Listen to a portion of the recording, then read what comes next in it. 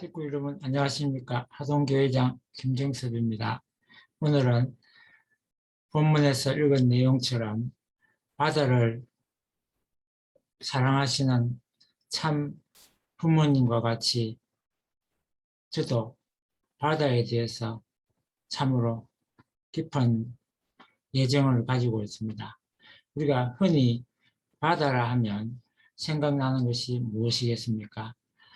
바다는 사람이 인격을 쌓는데 특히 주는 본보기가 많이 있을 거라고 생각합니다. 바다는 어머니와 같이 모든 것을 품어주는 그런 참 사랑의 표본이 아닐까 하는 생각을 합니다. 바다의 장점은 그 대상을 가리지 않고 무엇이든지 무조건 다 받아준다는 것입니다. 그래서 바다라고 지은지도 모르겠습니다. 그만큼 바다는 흡수력과 흡인력이 대단합니다. 어떤 것이든 그것을 무조건 받아들여서 품어주고 용해시키고 변화시켜서 다 하나로 만들 수 있습니다. 만약 바다와 같은 사람이 있다고 한다면 그 사람은 사람에 대해서 대할 때 상대방의 어떤 조건이나 어떤 성격이나 특성에 굴하지 않고 무조건 다 받아줄 수 있는 응집력이 다 있다는 것입니다. 그것이 바로 바다의 특징이며 바다는 면적이 한없이 넓기 때문에 경쟁이 그만큼 적습니다. 좁은 산골짜기에서 작은 먹이 하나를 두고 다투던 입장에서 큰 강으로 넓은 바다로 나가게 되면 서로가 경쟁 상대가 아니라 협조하고 화합하고 통일하는 것이 더 유익하게 되는 상태가 되는 것입니다. 그야말로 바다야말로 공생, 공용, 공의주의가 실현되기 위한 환경이 갖추어졌다 할 것입니다. 다시 말하면 공생, 공용, 공의주의가 실현되기 위해서는 바다처럼 한없이 넓은 공간이 필요합니다. 좁은 공간에서는 서로가 경쟁을 하고 있을 때는 그것이 승립하기 힘든 것입니다. 공생, 공용, 공의주의가 제대로 먹혀 들어가기 위해서는 바다와 같이 넓은 세상에서 만나서 서로 협조하고 화합함으로써 서로 부대껴도 상처받지 않고 작은 생명 하나와의 경험과 작은 인연도 오히려 그리워하면서 텅 빈 대양 가운데서 몇 날 며칠을 생명체 하나를 발견하는 것처럼 마치 작은 섬 하나를 발견하는 것처럼 구름도 반갑고 날아가는 갈매기도 반가울 수 있는 그런 것이 바로 공생, 공영, 공의주의가 실현될 수 있는 하나의 바탕이 될 것이며 바다와 같은 그런 환경을 만나야만 비로소 실현 가능한 것이 바로 공생, 공영, 공의주의라 할 것입니다. 좁은 공간 안에서는 어쩔 수 없이 경쟁할 수밖에 없고 제로섬 법칙에서 말하는 것처럼 둘 중에 하나가 면적을 넓히면 상대적으로 상대방의 면적이 줄어들고 또 그만큼 이익이 줄어들 수밖에 없게 되는 그런 환경에서는 하나님주의가 성립되기 힘들다는 것입니다. 이익은 같이 나눌 수가 없는 것입니다. 그것은 공간의 제약 때문에 그런 것입니다. 그러나 바다는 한없이 넓기 때문에 이익을 공유할 수 있고 또 경쟁이라는 것이 성립하지 않기 때문에 서로가 협조하고 서로 화합하고 통일할 수 있는 것입니다. 공생공영 공의주의가 성립하기 위해서 그러기 위해서는 바다와 같은 한없이 넓은 필드, 장이 필요한 것입니다. 그러면 현실적으로 좁은 지구상 안에서 그것은 불가능할지도 모릅니다. 그러나 인간의 마음은 한없이 넓습니다. 그래서 바다와 같은 넓은 마음을 가져야 하는 것입니다. 아무리 한 사람의 노력을 하고 환경이나 영역을 넓혀가더라도 상대방에게 지장을 줄 필요가 없고 해를 입힐 필요가 없는 그런 상황에서는 이러한 공생, 공영, 공의주의가 얼마든지 가능해지는 것입니다. 우리가 공생, 공영, 공의주의가 성립하기 위해서는 무한 공간이 필요한 것입니다. 그것이 잘 갖추어진 곳이 바로 바다인 것입니다.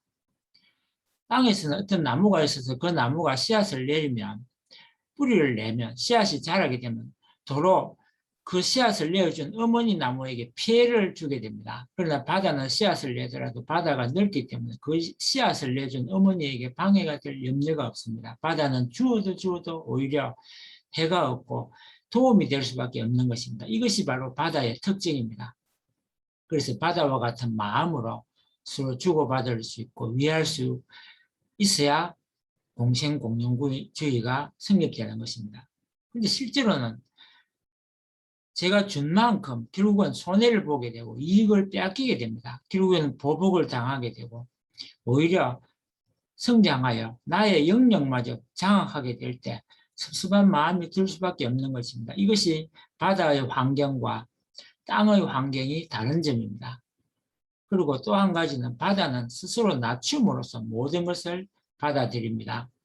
공인은 바다와 같이 스스로 낮춤으로써 의를 나타내고 공령은 스스로를 높임으로써 의를 나타내고 공생은 성실함으로써 또 근검 전략함으로써 스스로를 열심히 삶으로써 의를 세웁니다. 사람이 의를 세우고 명예를 높이고 스스로의 삶을 갈고 닦는 것도 중요하지만 숫돌에 갈아서 나를 세우는 칼처럼 녹슬지 않도록 스스로를 단련시키고 늘 수양함으로써 스스로를 갈고 닦는 것이 인격의 완성이라 할 것입니다. 이때 필요한 것이 바로 물입니다. 물이 없이 칼을 숫돌에 갈게 되면 날이 오히려 물러지게 되는 것입니다. 그래서 나태해지려 할 때 녹이 설계되어 칼은 빛을 이게 되는 것처럼 스스로를 다독여야 하는 것입니다. 스스로 빛을 내기 위해서는 매일매일 부지런히 자기 수양이 필요하다는 말입니다. 물처럼 스스로를 낮추고 다른 사람이 빛을 내도록 도와주는 것이 필요합니다. 그런 것이 없다면 스스로 무너지게 되는 것입니다. 스스로 수양하는 것도 좋지만 바다처럼 용서하는 마음이 없으면 다른 사람의 인품을 지적하고 고치려 하다 보니까 마음에 상처를 주게 되기 때문에 늘 말을 조심하지 않으면 안 되는 것입니다. 바위는 세상의 온갖 새들이나 나무가 뿌리를 받고 살아도 말을 하지 않습니다. 천년만년 그냥 가만히 있는 것입니다. 마찬가지로 바다도 세상 사람들이 온갖 더러운 것을 바다에 집어 던져도 바다는 품어주고 용서하고 이해해주고 감추어주는 것입니다. 그것이 바다의 인격입니다. 숲은 나는 새가 날개짓이 지칠 때 안식처를 내줍니다. 새들을 보면 대부분 둥지는 숲이나 벼랑에 짖습니다. 나무에 둥지를 짓고 살면서 나무의 열매를 먹고 딱따구리와 같은 새는 나무를 부리로 쪼아서 집을 짓습니다. 그래도 나무는 기꺼이 안식처를 내주고 먹이를 주고 보호해 줍니다. 마찬가지로 바다는 헤엄치는 온갖 물고기들의 안식처가 되어 물고기들이 먹고 살 수 있는 공간이 되어 줍니다. 공중에는 나는 새가 있고 바다에는 헤엄치는 물고기가 있고 무태는 네 발로 기어다니는 짐승이나 꿈틀거리면서 땅을 헤집고 살아가는 곤충이나 애벌리가 살 수 있는 동물들의 삶의 공간의 역할을 다하고 있습니다. 그 중에서도 오늘은 바다가 주는 교훈의 말씀을 통하여 바다와 같은 마음으로 인품을 쌓는 것을 생각해 보았습니다. 바다를 보면서 위로받고 스트레스를 풀고 또 바다를 닮아가려고 사람들에게 받은 상처를 바다를 바라보면서 깨끗하게 씻을 수 있는 오늘 하루가 되기를 바라면서 오늘 제 말씀을 이것으로 마치도록 하고 다 같이 기도드리겠습니다. 사랑과 내가 충만하옵신 하늘 부모님, 천지인 참 부모님, 이 시간 경남 교구 일원에서 각 처소에서 정성을 드리고 또 말씀과 또한 기도를 통하여 운독 말씀을 통하여 저희들이 하루하루를 또 맑고 깨끗한 영혼으로 저희들을 씻어주시기를 바라는 마음으로 정성을 모으고 있사오니 이러한 정성이 하늘에 다 저희들이 또한 저희들이 맑고 깨끗한 영혼을 가지고 세상을 바라보고 세상 사람들의 모든 희노애락을 다 품어주고 위로하고 씻어줄 수 있는 바다와 같은 하늘 넓은 마음을 가질 수 있도록 역사하여 주시옵기를 빌고 원하올 때에 이 모든 말씀 축복 중심 가정 가정교회장 김영섭 조기 미우기 이름으로 간절히 기도 올려 사옵나이다. 아주